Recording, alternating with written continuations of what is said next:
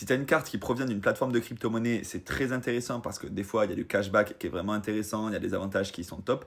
Mais il faut bien comprendre que si tu as une carte et que tu dépenses des crypto-monnaies, tu vas être taxé à hauteur de la flat tax. Théoriquement, si tu veux faire les choses dans les règles, si tu dépenses des bitcoins, des ethers, même des USDT, des USDC, ce sont des cryptos. Et donc, au moment où tu payes, il va y avoir une transaction crypto vers monnaie fiduciaire, vers les euros, vers les dollars ou autre chose.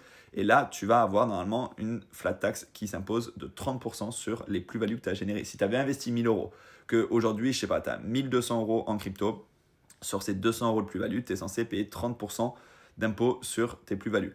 Quand tu payes par taxe, ce sera la même chose, par carte, pardon, ce sera la même chose au prorata de ce que tu payes, tout simplement. Donc oui, les cartes crypto, c'est intéressant.